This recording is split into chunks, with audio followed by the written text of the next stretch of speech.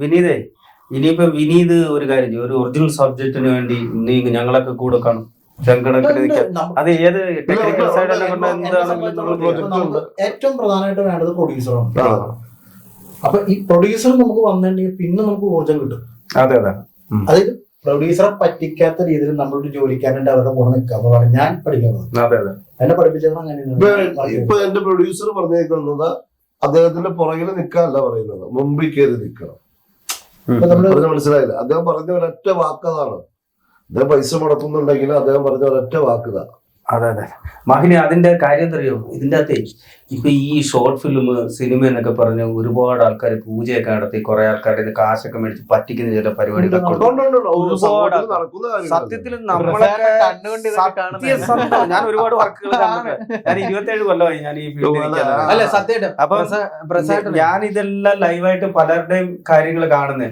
നമ്മളിപ്പോ ഒരിടത്ത് പോകുമ്പോ അറിയാം, ഇത് നടപടിയുള്ള കേസാണോ നടപടി ഇല്ലാത്ത കേസാണോ, ഇതൊക്കെ നമുക്ക് കൃത്യമായിട്ട് അറിയാം. അതുകൊണ്ട് അല്ല, ഞാൻ പറഞ്ഞൊന്നും തീർന്നില്ല. അതുകൊണ്ട് സത്യസന്ധമായിട്ട് ഒരു വർക്കിനെ, വിനീതിനെ പോലുള്ള ഒരു ആൾക്കാർ സത്യസന്ധമായിട്ട് ഒരു വർക്കിനെ ചെന്ന് സമീപിച്ചാൽ പോലും വേറൊരു കണ്ണുകൊണ്ടാണ് ആൾക്കാർ കാണുന്നത്. ഇതേപോലുള്ള ഉടായ്പകളുള്ള. പക്ഷെ ഇപ്പൊ എന്നെ സംബന്ധിച്ചോളം ഇപ്പൊ എന്ന് പറഞ്ഞാൽ ഞാനിപ്പോ എനിക്ക് ചതി വന്നതിന് ശേഷമാണ് എനിക്കൊരു മാറ്റം ഉണ്ടാവുന്നത്. ഇപ്പൊ ഞാൻ ആർട്ടിസ്റ്റിനെ മാറ്റി ചിന്തിച്ചു. അതായത് ഇപ്പൊ എനിക്ക് പരിചയമുള്ള എന്റെ സുഹൃത്തായിട്ടുള്ള ആദർശം എന്ന് പറഞ്ഞ പയ്യനെ ഞാൻ എന്റെ വർക്കിൽ ഒരു ക്യാരക്ടറായിട്ട് കൊണ്ടു. വിഷ്ണു ആ ടൈമിൽ ആർട്ടിസ്റ്റായിട്ട് നിൽക്കുന്ന സമയമാണ്. എന്റെ കണ്ണിന് മുമ്പ് സിനിമയിലൊക്കെ വർക്ക് ചെയ്തിട്ടുണ്ട്. പക്ഷെ അവന് ക്യാരക്ടർ ട്രാക്ക് കിട്ടുന്നത് ഈ വർക്ക് ചെയ്യുന്നതാണ്.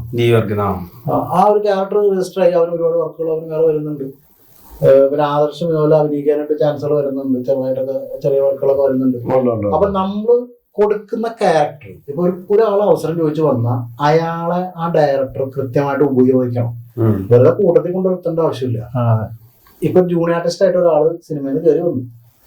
അതിപ്പോ ജയസൂര്യ അങ്ങനെയുള്ളവരൊക്കെ ജൂനിയർ ആർട്ടിസ്റ്റിന്റെ കൂട്ടുള്ള ആളാണ്. പല ആൾക്കാരും മണിച്ചേട്ടൻ വരെ പോയിട്ടുണ്ട്. ക്യാപ്റ്റൻ പ്രകാശൻ സിനിമയിൽ പുള്ളി പോയിട്ടുണ്ട്, വേറെയും കുറെ സിനിമകളിൽ പോയിട്ടുണ്ട്. അപ്പൊ ജൂനിയർ ആർട്ടിസ്റ്റ് അങ്ങനെ ആർട്ടിസ്റ്റ് ഇങ്ങനെ ആർട്ടിസ്റ്റ് ഒന്നുമില്ല. ഏത് ഒരാളാണോ അഭിനയിക്കാൻ കഴിവുള്ളതെന്ന് വെച്ച് കഴിഞ്ഞാൽ അയാള് വരട്ടെ, കോമാളികൾ പോട്ടെ. സോറി, ആ വീഡിയോ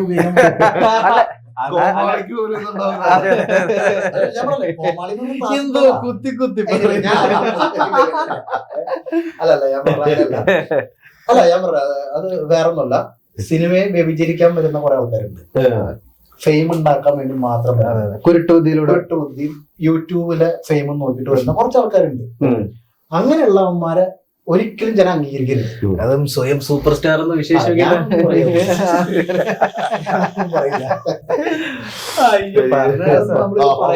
അല്ലെ, സത്യം പറഞ്ഞാലേ ഞാൻ മുമ്പേ പറയാൻ വന്നതേ, ഞാൻ ആദ്യമായിട്ട് പ്രൊഡ്യൂസറിന്റെ കരച്ചിൽ കേൾക്കുന്നത് പ്രസാദന്റെ ഒരു ഫോണിൽ നിന്നാണ്. പ്രസാദന്റെ അടുത്ത് വർക്കിന് വന്ന ആളാ.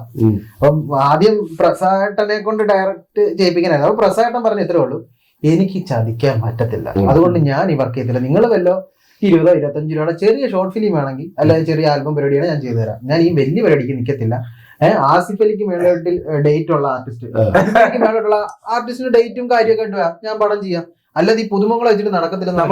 പ്രൊഡ്യൂസർ ആശുപത്രി കിടക്കുക, എന്നെ വോയിസ് കേൾപ്പിച്ചു കരയുക പുള്ളി. ഞാൻ ആദ്യമായിട്ട് ഒരു പ്രൊഡ്യൂസറിന്റെ കരച്ചിൽ കേട്ടു.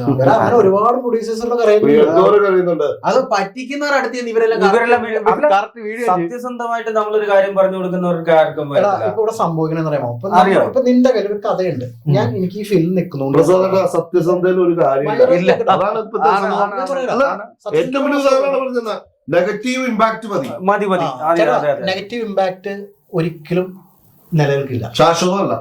ഞാൻ പറഞ്ഞു മനസ്സിലാക്കി തരാം. ഇപ്പൊ എല്ലാവരും ഇപ്പൊ ഞാൻ ഇരിക്കണം, ഞാൻ സൽഗുണ സമ്പന്നനും എല്ലാവരേക്കാളും നല്ലവനായിട്ടൊന്നും പറയണമെന്നല്ല. എനിക്ക് എന്റേതായ മോശം അഭിമാനിച്ചിട്ടുണ്ട്. പക്ഷെ ഞാൻ ഒരു മനുഷ്യനോട് പെരുമാറേണ്ട രീതികളുണ്ട്. ക്ഷമയ്ക്ക് ഒരു പരിധി ഉണ്ട്. അതിനപ്പുറത്തേക്ക് പോകുമ്പോഴാണ് നമ്മൾ പൊട്ടിത്തെറിച്ച് പോകുന്നത്. അപ്പൊ അതുപോലെ നമ്മൾ കാണുന്ന ആൾക്കാരോട്, നമ്മുടെ സുഹൃത്തുക്കളോട് പെരുമാറണ പോലെ തന്നെ പെരുമാറണം. കാരണം അവരില്ലെങ്കിൽ സിനിമയിൽ അഭിനയിക്കാൻ പറ്റുന്ന കാര്യമില്ല.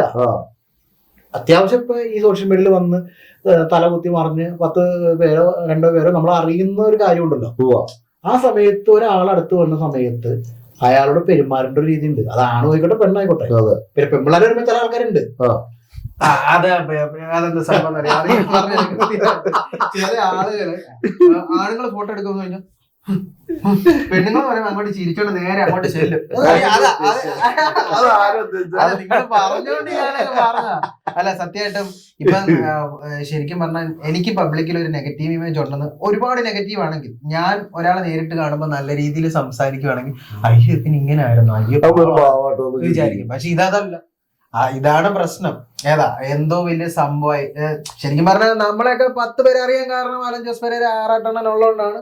ശരിയാണ്. അത് ശരിക്കും പറഞ്ഞാൽ നമ്മളൊരു നല്ല സാധനം ഇവിടെ ചെയ്തു കഴിഞ്ഞാൽ എന്താ പറയാ പ്രേക്ഷകർ സപ്പോർട്ട് ചെയ്യുന്നില്ല. ഞാൻ ഒരു കാര്യം ഈ ബ്ലഡി നൈറ്റിൽ അഭിനയിക്കാൻ വന്ന സമയത്ത് ഈ അലൻ ജോസ് ആയാലും ആറാട്ടണ്ണനായാലും സന്തോഷ് വർക്കി, അലൻ ജോസ് പെരേര, ഈ രണ്ടുപേര് ഈ പറഞ്ഞ പോലെയുള്ള ഫെയിമിലേക്ക് അധികം വന്നിട്ടില്ല. ആറാട്ടണ്ണൻ മാത്രം ആ സമയത്ത് അലൻ ജോസ് കൈ കിട്ടുന്ന സമയത്ത് ഞാൻ ആഗ്രഹിച്ചത് നല്ലൊരു ആർട്ടിസ്റ്റ് ആവും എന്നുള്ള പ്രതീക്ഷയിലാണ് വന്നത്. ശരിക്കും പറഞ്ഞാൽ ഈ ഇടപ്പള്ളി ബെൽറ്റ് തുടങ്ങി വെച്ചത് ഞാനും വിനീതേട്ടനുവാ. കാരണം വിനീതേട്ടൻ വർക്ക് ചെയ്തപ്പോ ഞാൻ പെരേരെ കൊണ്ടുവരണമെന്ന് പറഞ്ഞു. അപ്പം ചേട്ടൻ പെരേരയ്ക്ക് ചാൻസ് കൊടുത്തു. അന്ന് ഇത്രയും ഇതൊന്നുമില്ല, കോമാളിത്തരമൊന്നും അത്രയ്ക്കില്ല. തിയേറ്ററിന്റെ ഫ്രണ്ട് ഡാൻസ് കളി മാത്രമേ ഉള്ളൂ. ഇപ്പോഴത്തെ പോലെ വന്നിട്ട് ഈ ആള് പെണ്ണുങ്ങളെ പൊക്കുന്ന പരിപാടിയൊന്നും പുള്ളിക്കില്ല.